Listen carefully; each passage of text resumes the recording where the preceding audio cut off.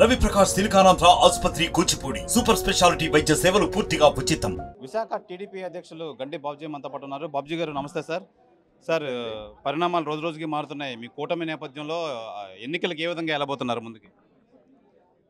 Sir, ఇప్పటికే parliament wise, constituency wise 3 పార్టీల సమావేశాలు ఏర్పాటు చేయడం జరిగింది. ఈ సమావేశంలో ఎట్లా వర్క్ చేయాలి అనే దాని మీద మాట్లాడి ఒక 6 మెన్ కమిటీ అనేది వేసుకుంటున్నాం. పార్లమెంట్ వైజ్ 6 మెన్ కమిటీ వేసాం. అట్లాగే కాన్స్టిట్యున్సీ వైజ్ కూడా 3 పార్టీల నుంచి ఇద్దరు ఒక కమిటీ వేసుకొని ఏ ప్రోగ్రాం ఎట్లా చేయాలని వాళ్ళ ఆధ్వర్యంలోనే ఈ ప్రోగ్రామ్స్ అన్నీ కూడా వాళ్ళకి ఇంటిమేషన్ ఇచ్చి అందరినీ ఏ పార్టీకి ఇబ్బంది లేకుండా ఏ పార్టీ వాళ్ళ నాయకుల్ని ఆ పార్టీ వాళ్ళు పిలుచుకుంటారు. అట్లాగా ఆ ప్రోగ్రామ్ని కోఆర్డినేట్ చేసుకొని ముందుకెళ్ళి ఈ ఎలక్షన్స్ మరి తప్పనిసరిగా గెలవాలనే ఆలోచనతో పనిచేస్తున్నాం. తప్పనిసరిగా గెలుస్తామని నమ్మకం ఉంది. పార్టీ అధ్యక్షులుగా కాకుండా సౌత్ ఇన్ఛార్జ్ కూడా మీకు ఇంకా కట్టబెట్టారు. మీ కూటమి అభ్యర్థుడు వంశీని ఏ విధంగా గెలుపొందుతున్నారు? ఒక పక్కనేమో వాసుపల్లి గణేష్ ఏమో ఇదంతా నాది, కంపల్సరీగా నేను కొట్టి తీరుతాను, ఇదంతా మా ఓట్ల పర్సంటేజ్ ఎక్కువ ఉంది, నేను కంపల్సరీగా విజయం సాధిస్తానని చెప్తున్నారు. మీరేమంటారు? నేను అంటే ఒకళ్ళని మనం తక్కువ చేసి మాట్లాడడం కాదు, కానీ మా వర్గం ఓట్లు ఎక్కువ ఉన్నాయంటాడు మాట్లాడితే. ఈవేళ ఇది లిటిల్ ఇండియా అంటారు తెలుసా? సింగపూర్లో లిటిల్ ఇండియా అని మనం ఏ దేశం నుంచి మనం చూసినా కనబడరు, కానీ సింగపూర్లో మన ఇండియాలో ఉన్న అన్ని రాష్ట్రాల నుంచి వెళ్ళి ఒక దగ్గర నివాసం ఏర్పాటు చేసుకొని ప్రతి వారం ఆదివారం పూట సమావేశాలు ఏర్పాటు చేసుకొని ఏ కష్టం ఉన్నా అక్కడ అందరూ కలిపి మాట్లాడుకొని సింగపూర్లో ఒక జీవనాన్ని సాగిస్తున్నారు. అక్కడ దాన్ని లిటిల్ ఇండియా అంటారు. నాకు తెలిసి విశాఖ సౌత్ కాన్స్టిట్యున్సీ కూడా it is like little India. అన్ని మతాలు, ఏ మతం కూడా డామినేట్ చేసే అంత సీన్ లేదు అక్కడ. ఒక ఫిషర్మ్యాన్ ఉన్నారంటే స్థానికంగా ఫిషర్మ్యాన్ కూడా 2 రకాల ఫిషర్మ్యాన్, వాడబలిజ, తర్వాత ఏమంటాం దాన్ని ఇంకొక రకం ఉంది, అంతే తప్పితే చెట్టుబలిజ కాదు, ఫిషర్మ్యాన్ అంటాం వాళ్ళు. మత్స్యకారులు, వాడబలిజలో మత్స్యకారులు వేరు, వాడబలిజ వేరు. సో ఎంతసేపు చెప్పినా వాడబలిజ నా కులం పెద్దది ఉందంటాడు. అక్కడ ఓట్లు అనేవి భీమిల నుంచో ఇటుపక్క నుంచో వచ్చి అక్కడ స్థిర నివాసం ఏర్పరచుకొని ఉండరు. ఉన్నా కూడా ఓటింగ్ అనేసరికి వాళ్ళ సొంత గ్రామాలకు వెళ్ళిపోయి అక్కడ ఓటు వేస్తారు. ఇక్కడ 30,000 మన సంఖ్య అనుకున్నాం అనుకోండి, 25,000 మీరు పోలింగ్ శాతం తీసుకుంటే నేను చెప్తున్నాను, ఛాలెంజ్ చేస్తాను, 10,000 ఓట్లు కూడా పడవు అక్కడ పోలింగు. సో మన పేరుకే 2 లక్షల ఓట్లు అంటాం, కానీ 2,25,000 ఓట్లు అంటాం, 20,000 ఓట్లు అంటాం. పోలింగ్ 1,20,000, 1,00,000 ఓట్లు పోలవు ఎప్పుడు కూడా.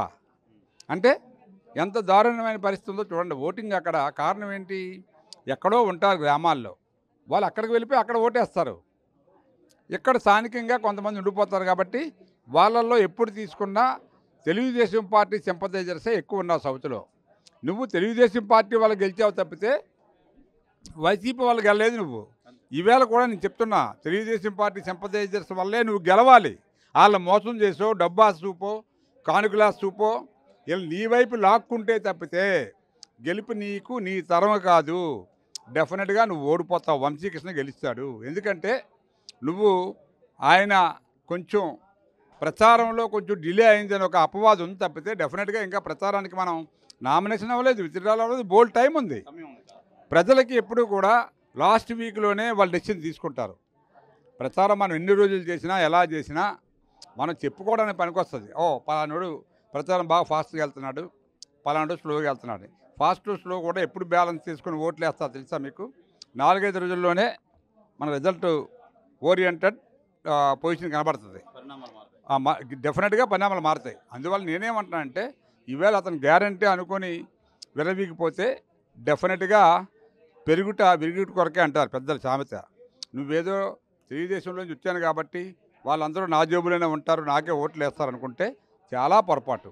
ఈవేళ నీ ప్రభుత్వం నువ్వేదైతే నమ్మి వెళ్ళావో ఈ ప్రాంతాన్ని బాగు చేస్తానని, ఎక్కడైనా బాగు చేసావా నువ్వు? నీ కోసం నువ్వు బాగుపడ్డావు ఆ పార్టీలోకి వెళ్ళి. నీ మత్స్యకారులు అని చెప్తావే, వాళ్ళు ఎవరైనా బాగుపడ్డారా? వలలకి సబ్సిడీ ఇస్తారు, అవి లేవు. మన బోట్లు కాలిపోయాయి, కొత్త బోట్లు కొంటానన్నావు, కొన్నావా? అట్లీస్ట్ అందులో పనిచేసిన వర్కర్స్కి డబ్బులు ఇస్తానని చెప్పా 10,000. ఒక్కడు కూడా రూపాయి ఇవ్వాల. మేము వర్కర్స్ కూడా 5,000 ఇచ్చాం, బోటు ఓనర్స్కి ₹1,00,000 ఇచ్చాం పార్టీ తరపున. అది మేము ఇచ్చిన డబ్బు. ఆడేంటి గవర్నమెంట్ ఇచ్చిన డబ్బు పంచి ఏదో నేను పంచాన్ని బిల్డప్ ఇస్తాడు. అందువల్ల నేనేమంటున్నా అంటే ఎట్టి పరిస్థితుల్లో కూడా నాకు తెలిసి అతను గెలవడం అనేది చాలా కష్టం. అందువలన ప్రజలను తక్కువ అంచనా వేయొద్దు, ప్రతిపక్షాలని తక్కువ అంచనా వేయొద్దు. ఈ 3 పార్టీలు కలిపి డెఫినెట్గా ఓడగొడతాం. సార్ మైనారిటీ వర్గం కూడా చాలా ఎక్కువ మంది ఉంది సౌత్ నియోజకవర్గంలో. ఏమంటారు అసలు? అంటే ఈయన వాసుపల్లి గణేష్ గారు అయితే మటుకు మత్స్యశాఖ చాలా ఎక్కువ మంది ఉంది, ఎక్కువ ఉన్నారు అని ఆయన అయితే తెలియజేస్తున్నారు. ఓటింగ్ జరిగేది మైనారిటీసే. అదే అంటున్నాను. మైనారిటీ వర్గం కూడా చాలా ఎక్కువ మంది ఉన్నారు కదా, వాళ్ళే అనుకోవచ్చు ఏదో బీజేపీ కలిసింది కాబట్టి మైనారిటీస్కి ఇబ్బంది అని. అంత దూరంగా ఆలోచించే మైనారిటీస్ ఎవరు లేరు. ఇక్కడ పరిస్థితులను బట్టి ఓటింగ్ చేసే మైనారిటీస్ ఉన్నారు. ఎవరు మనకు బాగా చేస్తారు, స్థానికంగా ఎవరు మనల్ని పరిపాలించి మనకు మంచి చేస్తారనే ఆలోచన తప్పితే ఎక్కడో సెంట్రల్లో బీజేపీ ఉంది కాబట్టి బీజేపీ ఎక్కడో నష్టం చేసింది అనేది ఎక్కడా కూడా అటువంటి రివోల్ట్ అనేది ఉండదు వైజాగ్లో. బాబుజీ గారు ఒక విషయం చెప్పండి. పథకాలు తీసుకొని చాలామంది రూరల్ ఓటింగ్ అయితే ఎక్కువ శాతం మాకైతే మొగ్గు చూపిస్తున్నారని చెప్పి వైసీపీ చెప్తుంది. ఈ పథకాలన్నీ రూరల్ వాళ్ళకి ఎక్కువ ఉన్నారు, రూరల్ ఓటింగ్ పర్సంటేజ్ కూడా ఎక్కువ ఉందంటారు. మీరేమంటారు అసలు? మీరు ఆ పర్సంటేజ్ టోటల్గా వాళ్ళు మెన్షన్ చేసిన పర్సంటేజ్ అనేది రాంగ్ అంటున్నాను నేను.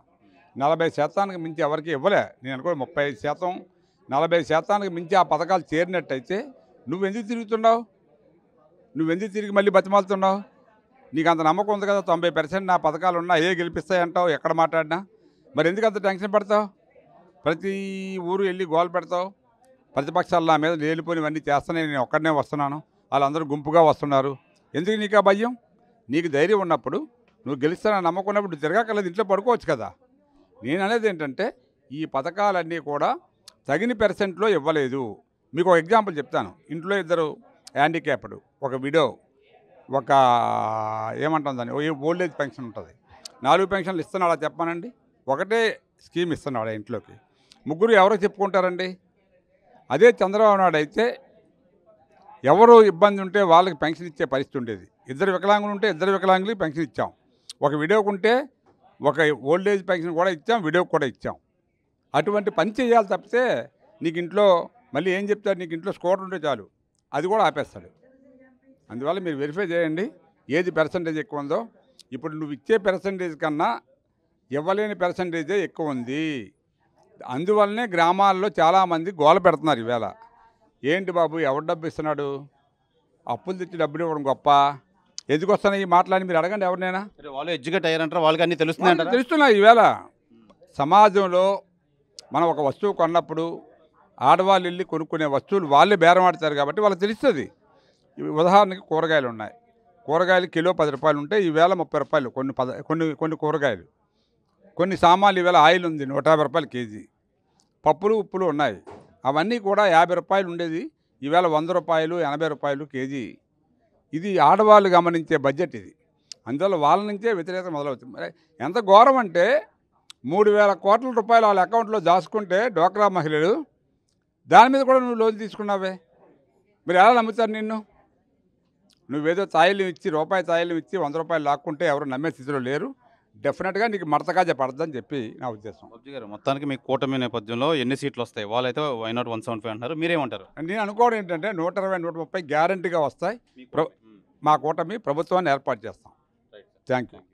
ఇది రూరల్లో మా పథకాలే మమ్మల్ని గెలిపిస్తా అని చెప్పి వైఎస్ఆర్సీపీ అంటుంటే అది అది కంపల్సరీగా ముమ్మాటికి తప్పే. వాళ్ళకి ఎవరికి పథకాలు వచ్చే పరిస్థితిలో లేదు. ఏదేమైనా మా కూటమి టీడీపీ చంద్రబాబు నాయుడు అయితే అధికారంలోకి వస్తారు. ఈ పేదలకు అందరికీ సహాయం చేసి వాళ్ళకి కావాల్సిన అన్ని సమకూరుస్తారని చెప్పి టీడీపీ విశాఖ అధ్యక్షులు గండి బాబుజీ తెలియజేస్తున్నారు. కెమెరామ్యాన్ అజయ్తో శివరామకృష్ణ, RTV, విశాఖపట్నం నుంచి.